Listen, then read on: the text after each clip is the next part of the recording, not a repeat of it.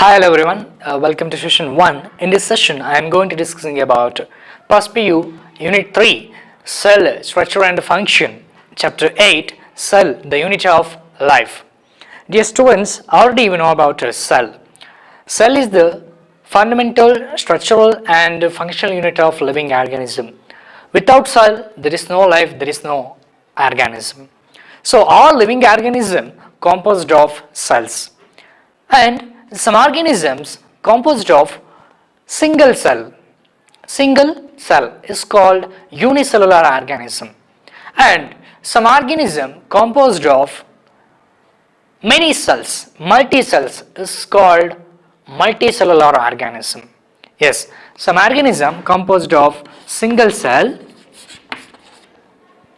are called unicellular organism. Unicellular organism, and some organism composed many cells are called multicellular organism.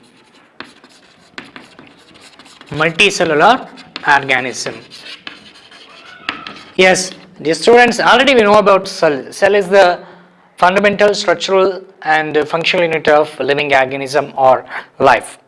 The history of cell. The scientist Anton van Leeuwenhoek was the first person to saw the cell and to describe about living cell. Later, the another scientist Robert Brown, he discovered the nucleus, and the invention of microscope, its improvement leading to electron microscope revealed detailed structure of the cell. These are all about history of cell. And after history of cell, there are so many scientists, they discovered the cell organelles and theories about cell. One of the important cell theory was proposed by Matthias Schleiden and Theodor Schwann. The cell theory was proposed by Matthias Schleiden. He was a German botanist in the year of 1838. He examined many plants and observed the plants composed of different kinds of cells which form tissues in the plant. At about the same time, the another scientist, Theodor Schwann, he was a British zoologist. He studied different types of animal cells and reported that cells have thin outer membrane, which is today known as the plasma membrane. And he concluded, based on his studies on plant tissue, that the presence of cell wall is a unique character in plant cells. And basis of this, Schwann proposed the hypothesis that the bodies of animals and plants composed of cells and product of cells. Later, the another scientist, Rudolf Virchow modified the Schwann and Schleiden theory. The both Schleiden and Schwann, they together to propose the cell theory, but this cell theory did not explain how new cells were formed. Later, the scientist Rudolf Virchow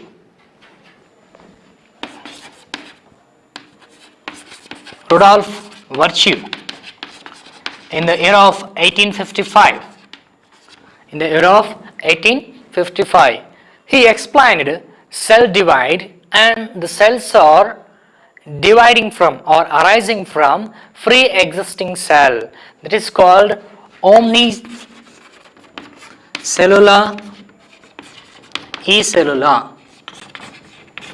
The cells are arising from or dividing from free existing cell, explained by Rudolf Virchow. The scientist Rudolf Virchow, he modified the cell theory, Schwann and Schleiden cell theory, to give definite shape. The all living organism composed of cells and product of cells, and all cells arising from free existing cell. Next is overview of cell.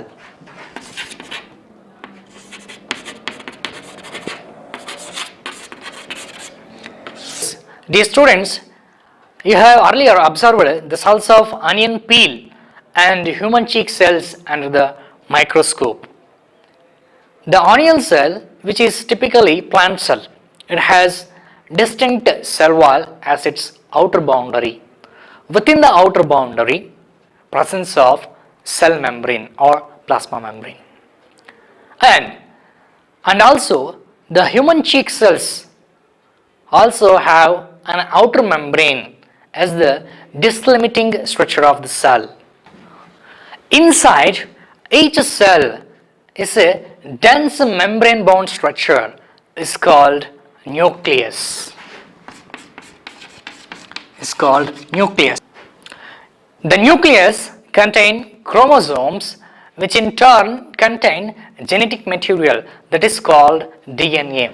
Why DNA is called genetic material? Because of it carries the genetic information from parents to offspring. That's why the DNA is called a genetic material. If the cells that have membrane bound nucleus is called eukaryotic cell. Membrane bound nucleus, which means presence of nuclear membrane or nuclear envelope. The nucleus is surrounded by nuclear membrane. That is called eukaryotic cell, which means presence of true nucleus, which means the nucleus is surrounded by nuclear membrane. Okay, yes, the cell have membrane bound nucleus. Yes, membrane bound nucleus is called eukaryotic cell. It's called eukaryotic cell. And lack of membrane bound nucleus, lack, which means absence, lack of membrane bound nucleus is called prokaryotic cell.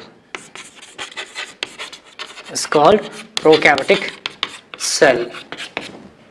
But in both the prokaryotic and eukaryotic, presence of a semi-fluid matrix is called cytoplasm. It's called cytoplasm. Cytoplasm is the main area for cellular activities in both plants and animal cell, and various chemical reaction takes place in cytoplasm that keeps the cell in a living state. ಈ ಸೈಟೋಪ್ಲಾಸಮ್ನಲ್ಲಿ ಏನಾಗುತ್ತೆ, cellular activities ಆಗುತ್ತೆ and various chemical reaction takes place. That chemical reaction takes place within the cytoplasm to keep the cell in the living state. Yes, other than the nucleus, in eukaryotic, presence of membrane bound structure is called organelle, like endoplasmic reticulum, Golgi complex, mitochondria, lysosomes, microbodies, etc. But in case of prokaryotes, these cell organelles are absent. But the ribosomes present in both prokaryotes and eukaryotes. Ribosomes is a non-membrane bound organelle. It's present in both prokaryotic and eukaryotic cells, and also present in two membrane bound organelles, that is called chloroplast in plants and mitochondria, and also on rough endoplasmic reticulum. And in animals, there is one non-membrane bound organelle that is called centrosomes, which helps in cell division. Yes, cells are different in size, shape, and activities. For example, the size, the smallest organism, mycoplasma,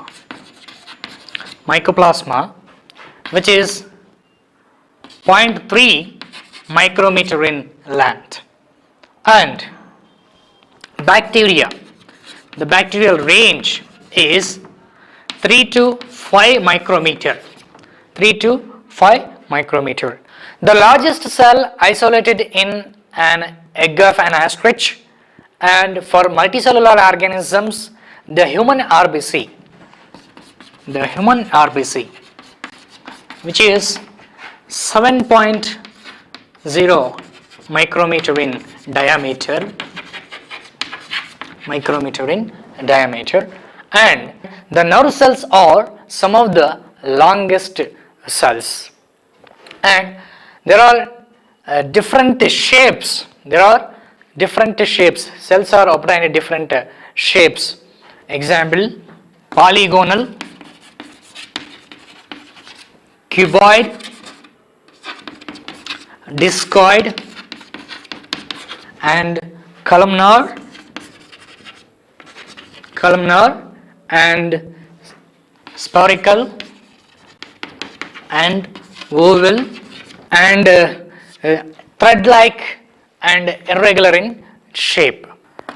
The prokaryotic cell is represented by bacteria, blue-green alga, mycoplasma, and PPLO. which means the full form of PPLO, fluoro pneumonia like organism. Yes, the prokaryotic cell or the prokaryotes are represented by bacteria, blue-green alga, mycoplasma, and PPLO. And these cells are smaller and divide rapidly compared to eukaryotes. Because of these cells are reproduce asexually through binary fission. That's why these cells shows faster growth compared to eukaryotes. Yes, the prokaryotic cell is smaller and divide rapidly.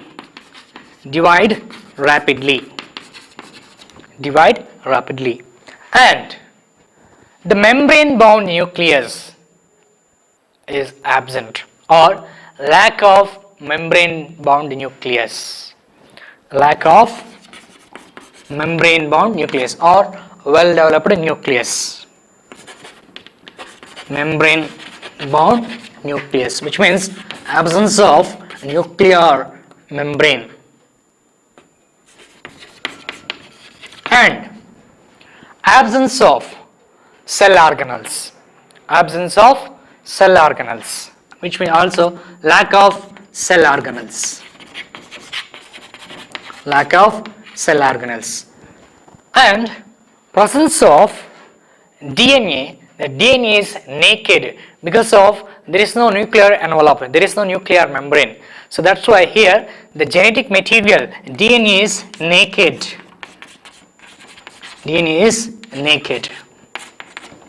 Along with this genomic DNA in prokaryotes, presence of extra chromosomal circular DNA is called plasmid. Along with genomic DNA, presence of extra chromosomal circular DNA is called plasmid. ಅಂದ್ರೆ ಈ prokaryotes DNA ಜೊತೆಗೆ ಇನ್ನೊಂದು extra chromosomal circular DNA ಇರುತ್ತೆ. ಆ DNA extra chromosomal circular DNA ಗೆ ಏನಂತ ಕರಿತೀವಿ ಅಂದ್ರೆ ಪ್ಲಾಸ್ಮಿಡ್ ಅಂತ ಕರಿತೀವಿ. See, the plasmid DNA is used to monitor the bacterial transformation with the foreign DNA. And here presence of ribosomes, that is 70S type. There are two types of ribosomes, one is 80S and 70S. In prokaryotes, presence of ribosome that is called 70S type. Yes, which means Swedberg. Okay, and the prokaryotes plasma membrane shows some special enfolding structure that is called mesosomes. Mesosome is called mesosome. The next concept is a cell envelope and its modification. Most of the prokaryotic cells, particularly bacterial cells, have chemically complex cell envelope. The cell envelope consists of tightly bound three-layered structure, that means glycocalyx. The glycocalyx is followed by cell wall, then the cell wall is followed by cell membrane or plasma membrane. Cell membrane or plasma membrane. Cell membrane or plasma membrane. Each layer of envelopes perform distinct function, which means a different function, but together act as single protective unit. See, the bacteria classified into two groups based on differences in cell envelope. Yes, the two groups of bacteria, that one is gram positive and gram negative bacteria. Gram positive and gram negative bacteria. So by using staining method proposed by Christian Graham, by using staining method, we can find out the bacteria, it is gram positive or gram negative. If the bacteria take up the gram stain is considered as gram positive, and if the bacteria do not take up the gram stain, that considered as gram negative bacteria. Let's discuss a cell envelope. The outermost one is glycocalyx. Glycocalyx is the glycoproteins and glycolipids which bounds the bacterial cells. This glycocalyx differs in thickness and composition among different bacteria. It could be a loose sheath, is called slime layer. It may be thick and tough, is called capsule. See, after glycocalyx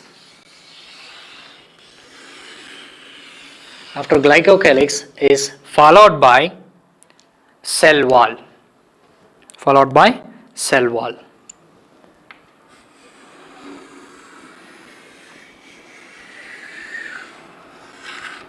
See, the outermost envelope, this is called glycocalyx. The next to the glycocalyx followed by cell wall. See, the cell wall determines the definite shape of the bacterium and provides structural strong support to prevent the bacterium from collapsing or bursting. Next to the cell wall, presence of plasma membrane.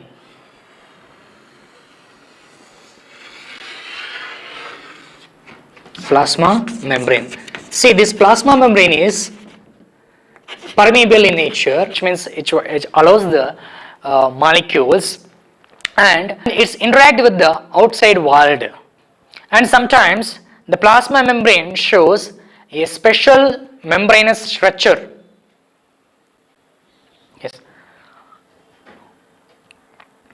And the plasma membrane shows a special membranous structure is called mesosome.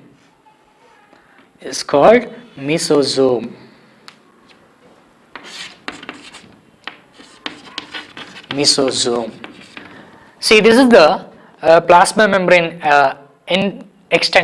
enfolding extension. Sometimes these plasma membrane extensions forms vesicles, tubules and lamellae.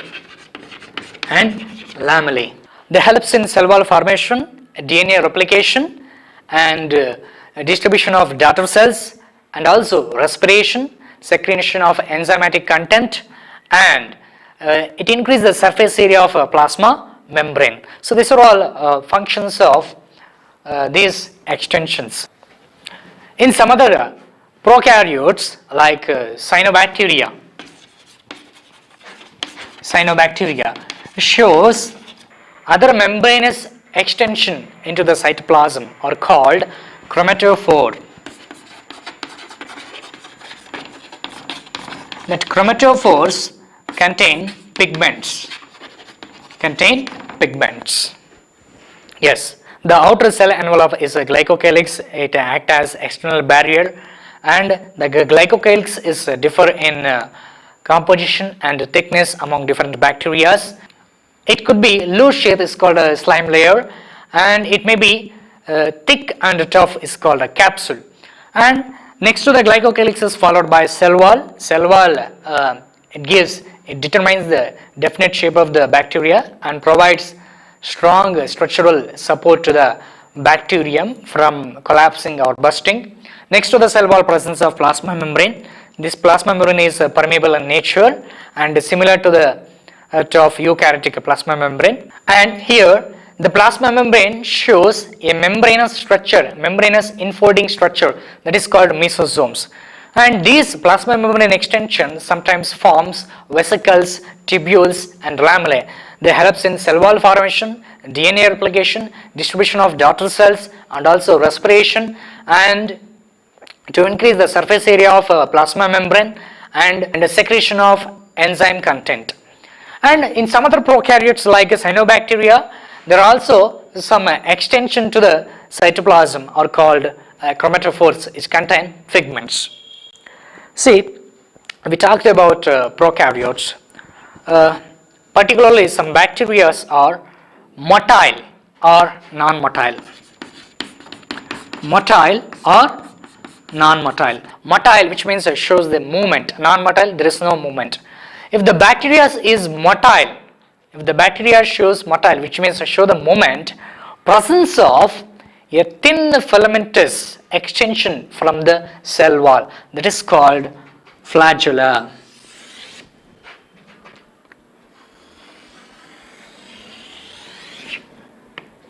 So this is called flagella. Yes, the flagella is divided into three parts. One is basal body,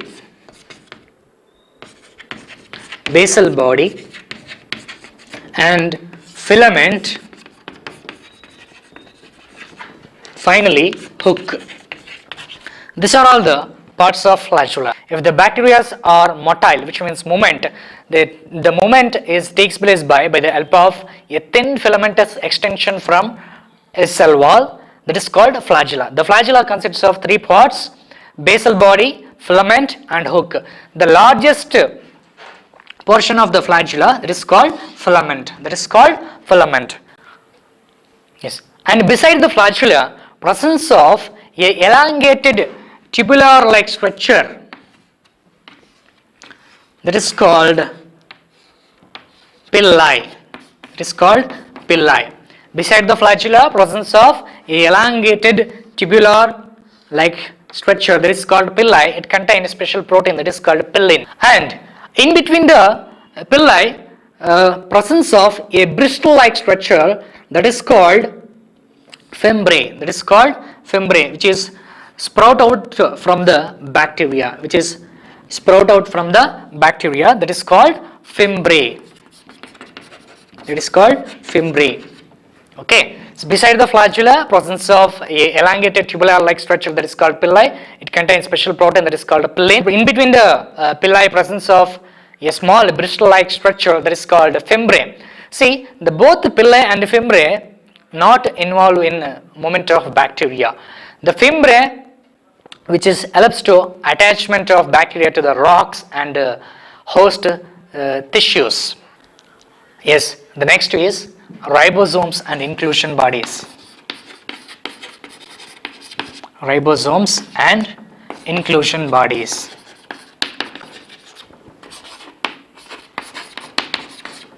See, ribosomes in prokaryotic cells associated with the plasma membrane. Here the ribosomes are 70S type. The 70S type is divided into two units. One is 50S and 30S. And here many ribosomes are attached to mRNA, which means messenger RNA, to form a chain. It's called ribosomes, polyribosomes or polysomes. It helps in synthesis of proteins. Inclusion bodies. See, inclusion bodies, the reserve material in prokaryotes stored in cytoplasm in the form of inclusion bodies.